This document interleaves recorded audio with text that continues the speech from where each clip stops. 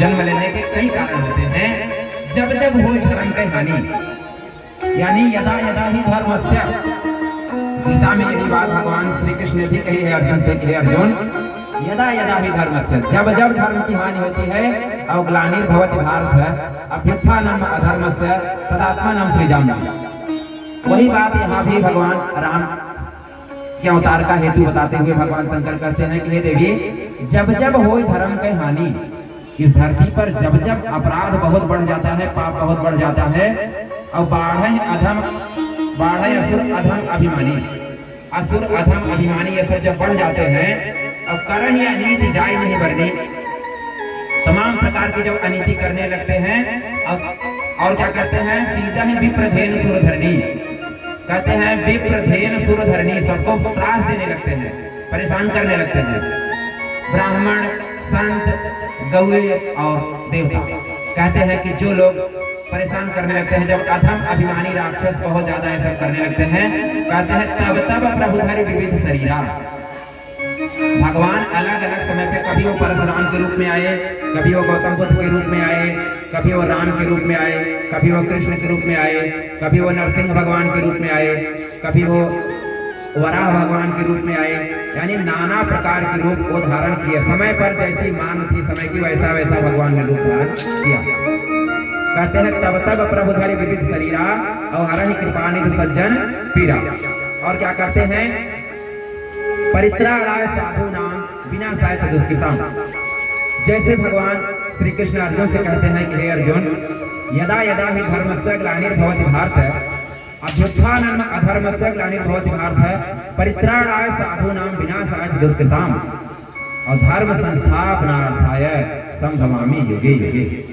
धर्म संस्थापनार्थ भगवान कहते हैं कि दुष्टों को मारने के लिए और अच्छे लोगों को धर्म की स्थापना करने के लिए हे अर्जुन, मैं युग युग में अवतार लेता हूँ।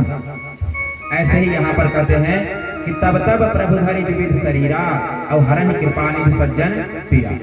असुर मारि थापहि सुरन राखहि निज श्रुत से और जग विस्तारहि विसर्ज जैसे राम जन्म कर विद। कहते हैं कि तब तब भगवान राक्षसों का वध करते हैं, मारते हैं और फिर से वो सृष्टि के आगे बढ़ाते हैं। यानी यह नहीं है कि भगवान कहीं चले गए, भगवान जैसा जैसा समय आता है वैसा वैसा कहते हैं कि हे पार्वती, मैं एक दो कारण आपको बताता हूँ। अब पहला कारण बताते हैं कि द्वारपाल हरि के प्रिय दो, जय अरु विजय जाने सब को। कहते हैं हे गिरिजा, हे पार्वती, एक बार क्या होता है कि भगवान विष्णु वैकुंठ लोक में रहते हैं, उनके दो द्वारपाल हैं, जय और विजय। सनकादिक ऋषि जब वहां जाते हैं तो सनकादिक ऋषि सदैव निर्वस्त्र रहते हैं, 5 वर्ष की उनकी अवस्था रहती है, लेकिन वो सबसे पुराने हैं, तो उनको जय विजय ने रोक लिया। पहला कारण बताते हैं कि देवी, जब जय विजय ने उनको जाने से रास्ता उनका रोका तो उन्होंने श्राप दे दिया। 3 बार रास्ता रोका और उन्होंने 3 बार श्राप दे दिया। बोले जाओ धरती पर जन्म लो, राक्षस बन के जन्म ले लो। तो एक कारण तो ये हो गया। कहते हैं कि जय अरु विजय जान सब कोई, द्वारपाल हरि के प्रिय दो, और जय अरु विजय जान सब को। कहते हैं मुकुट न भय हते भगवाना, और तीन देव निज वचन प्रवाना। कहते हैं 3 बार का उनको श्राप मिला था, इसलिए वो लोग 3 बार जन्म लिए, शिशुपाल और दंतवक्र के रूप में, इसके बाद रावण कुंभकर्ण के रूप में, और एक जगह उन्होंने और जन्म लिया। अगला हम बताते हैं जन्म लेने का क्या कारण है भगवान के। एक कलप सुर देख दुखारे, और समर जलंधर सन संहारे। जलंधर दैत्य जो था उसने जो है बहुत, वो भी जो है परेशान करने लगा सबको। तो कहते हैं परेशान कर लिया। भगवान 3 जन्म कौन कौन से लिए थे? जय विजय, हिरण्याकशिपु और हिरण्याक्ष, रावण और कुंभकर्ण, और शिशुपाल और दंतवक्र के रूप में 3 बार जय विजय ने अवतार लिया। तो एक तो यह हो गया रावण के जन्म लेने का कारण। अब चूंकि रावण ने जन्म लिया इसलिए भगवान को आना पड़ा, तो राम जन्म का एक कारण यह हो गया। फिर दूसरा कारण क्या बताते हैं? कहते हैं एक कल्प सुर देख दिखारे, और समर जलंधर सन सब हारे। एक कल्प में भगवान जो है देखते क्या है कि जलंधर दैत्य से सभी राक्षस, इतना बड़ा प्रतापी और राक्षस था कि सभी देवता लोग भी उससे हार गए। अरे कहते हैं शंभुकीन संग्राम अपारा, मरई महाबल मरई ने मारा। किसी भी प्रकार से वह मरता नहीं था। तो कहते हैं कि छल कर टार होता सुब्रत प्रभु सुर कार्य की, और जब ते जाने हो मर्म सब श्राप को पकड़ दी। उनकी पत्नी का नाम वृंदा था, जो आज तुलसी मैया है। उनकी पत्नी पूर्व जन्म में यही तुलसी माँ पूर्व जन्म में जो है वृंदा के रूप में थी, वृंदा। तो उनकी कहते हैं परम सती असुराधिक नारी, और तहि बल जाहि जितहि पुरारी। उनकी पत्नी जो थी वृंदा परम सती थी। उनको यह था कि जब तक वृंदा पूजा पे बैठी रहेंगी तब तक इनको पति को कोई मार नहीं सकता। तो अपने पति को बोलती थी कि जाओ युद्ध करो और मैं पूजा पे बैठी। और जब पूजा पे तो कहते हैं देवता लोग भगवान के पास गए और भगवान से बहुत प्रार्थना किया। तो भगवान ने कहा कि ठीक है, मैं आप लोगों का संकट हरूंगा।